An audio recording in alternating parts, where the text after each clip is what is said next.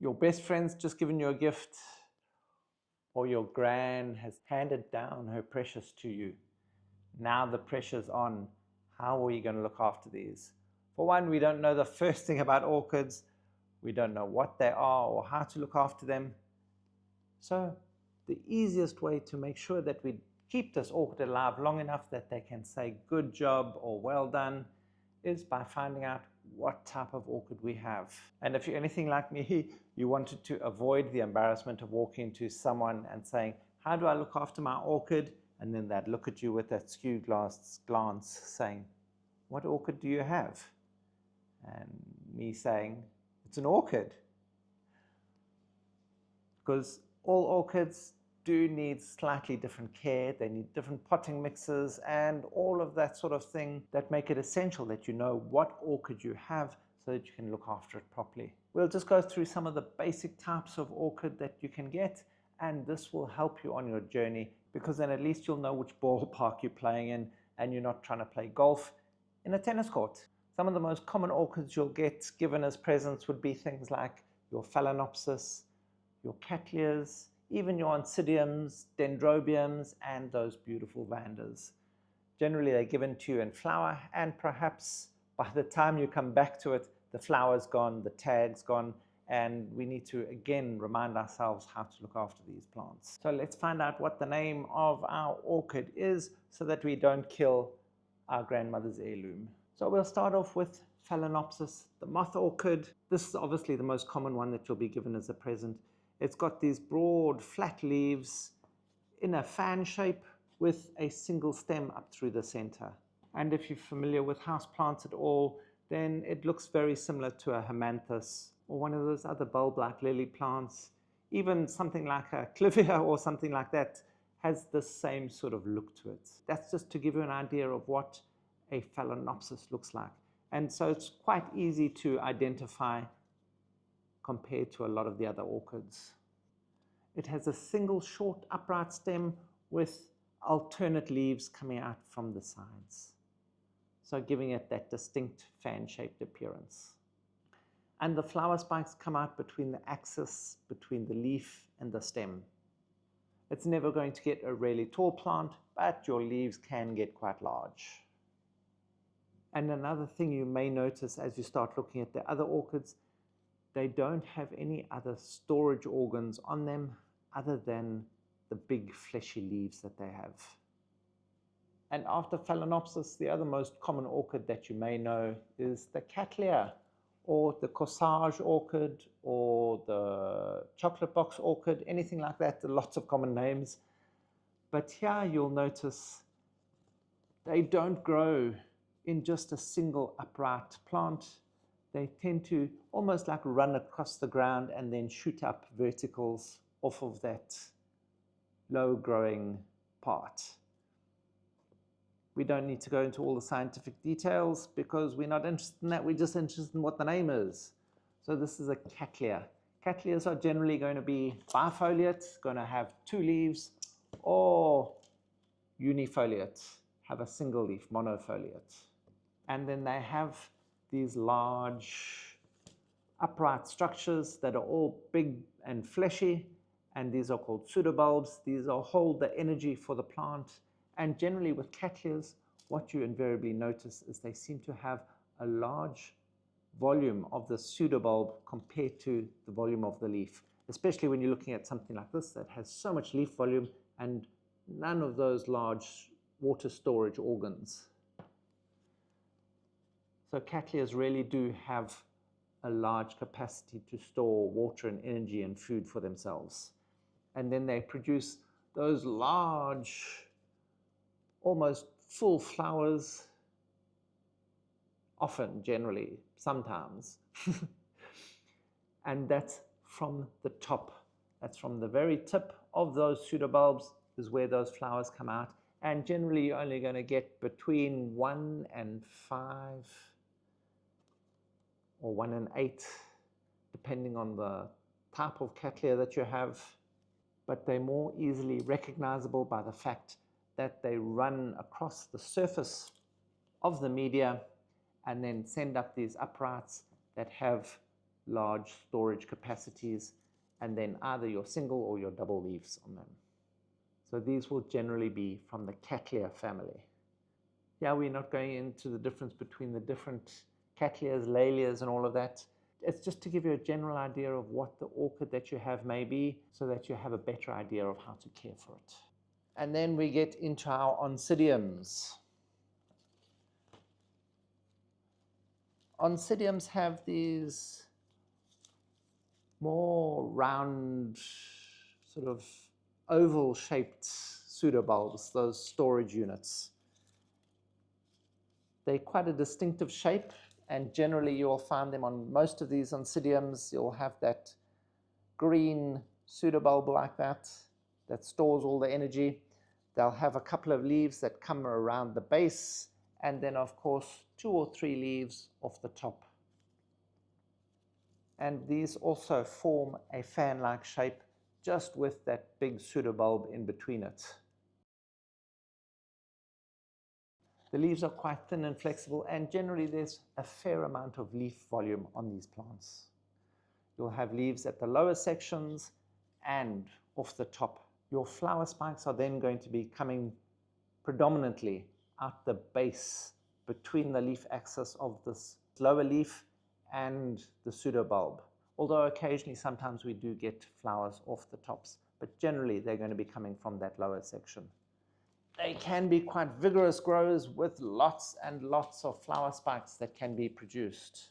Also, these are more often than not, going to be flowering in autumn, although with all the new hybrids and intergeneric hybrids, we can get them to flower almost twice a year and at different points in the year too.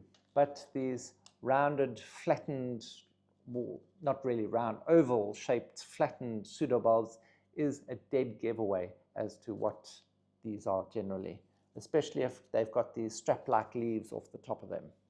Also, the distinct difference between these soft, flexible leaves and these Cattleya's hard, leathery, brittle leaves. These are quite thick and almost feel like a tough leather belt or something, and if you bend them too far, they crack. And that's quite a big difference to these strap-like Oncidium leaves. And then when it starts coming to dendrobiums, dendrobiums are such a big family. There's such a wide variety of different dendrobiums. Yeah, this is known as a hard cane dendrobium. And then it starts to look a little bit similar to your Cattleyas, with those big, fleshy, hard pseudobulbs that they have, and then the leaves on the top. But one of the big differences here is, even though you have those almost leathery type leaves, they're not quite as thick and fleshy as what the Cattleyas are. And you'll have generally more of those leaves on each of those pseudobulbs. You'll have between 3 and 8 leaves generally with your hard cane dendrobiums. Also, the flower spikes here also come out in between those leaf axes on the top of your pseudobulbs. So you may get several flower spikes off each of those pseudobulbs, as opposed to generally only getting a single flower spike off each of the tops of the pseudobulbs in your Cattleyas. And also with these dendrobiums, you can also get those flower spikes off those old pseudobulbs that have no leaves left on them, whereas you're not going to get the same with your Cattleyas. You get that single flowering off each pseudobulb, and then it's done. With these hard cane dendrobiums, they have dormant buds on these old pseudobulbs that can then reflower. And let's take you outside to talk a little bit about those soft cane dendrobiums and how to decide if you have one of those. And the soft cane dendrobiums are quite different. They've got these long arcing canes, and they can have anywhere between 2 and 12 leaves on each of these long arcing pseudobulbs. And often with them, you'll see them produce these kikis off the end. These are either flower buds that have got watered at the wrong time of year that are then turned into these little kikis, or it's just a natural part of their growth. As some of these pseudobulbs get older, often they'll put out these new little kikis before that pseudobulb actually dies off.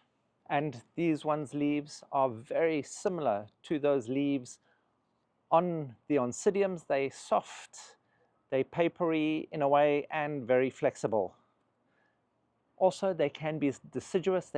Some of them will lose their leaves every year. They also come out alternately along the length of those pseudobulbs. And then your flowering on these comes all the way, can be anywhere, all the way along the length of those pseudobulbs. So it's not just off the tips, it can be along the length. And these also will have those dormant buds on the older pseudobulbs, which can then flower too. And now don't get confused with that, your long pseudobulb with alternate leaves that are soft and flexible off the ends of them, with your epidendrums, especially these reed stem epidendrums. These are also quite a common orchid. There are a lot of people that will have these in their gardens, and some of them people don't even know that they are actually orchids.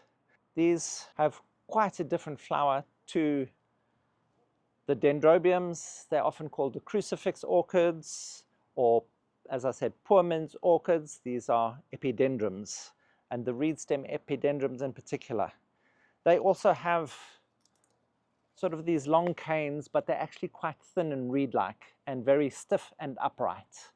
And their leaves also are not as thin and papery and flexible as what your dendrobiums are. But also you notice they've got that alternative pattern, and those leaves can be all the way from the base of those reed-like stems all the way to the top before the flowering spike. These orchids also tend to produce kikis, but generally, as your orchid's growing, they generally only come off those flowering spikes where those little kikis are produced. And it doesn't affect the flowering in any way. They generally come off after the flowering, and then those will then reflower as well. So it's not caused by overwatering or anything like that. And these reed stem epidendrums can either be small and compact or grow really, really large. And these mustn't be then confused with vandas. These are sympodial, meaning they're going to be re-shooting shoots from the base of the orchid and filling up, like making suckers, as you may call in normal gardening, and those will then grow up into your long stems. Whereas with the vandas, we also have this upright sort of growth and those alternate leaves zigzagging their way up the plant as well. But with the vandas, we don't get those flowers just coming off the top as we do with those epidendrums. Here, the vandas produce flowers the same as what those Phalaenopsis do, from in between that leaf axis. And so your flowers then start zigzagging their way up as the plant grows upwards. Also, these plants don't keep shooting from the basal suckers as what the other sympodial orchids do. These are monopodial orchids. Although you do get branching, you'll get branching along your stem, as opposed to the majority of your growth happening from the base. Also, these vandas do have quite thick, fleshy leaves, and they're brittle. If you bend them too far, they're going to crack and snap. You also do get strap leaf vandas, where the leaves are strappier, look more like those Oncidium leaves, but again, you've got this sort of shape to your plant, and still those leaves aren't going to be as flexible as what those Oncidium leaves are. So it's as easy as just inspecting your orchid, having a closer look at it, seeing what the growth habit is, seeing where the new shoots are coming from, where the flower buds are coming from, or those flower spikes, the shape of the leaves, the shape of the plant itself, all are clues into what your orchid actually is. And by knowing what it is, helps you decide on how to look after it. Because in broad terms, all of these orchids that fit into their specific groups have very similar growing conditions, and it makes it easier for you as a beginner to start off with that and then move on to help you become more accustomed to growing orchids and have more faith in what you're doing. And remember, to help you out there, Ed posts a lot of information in that Buy Me a Coffee link there all the time that is available to everyone. If you like what you see there, don't be shy, sign up, become a member, and grow like a pro. And if you find any of this information helpful, please hit that like button, hit that subscribe button, and that notification bell, bing bong, to be notified of all our upcoming content so you don't miss out on a thing. Help us grow as we help your orchids grow.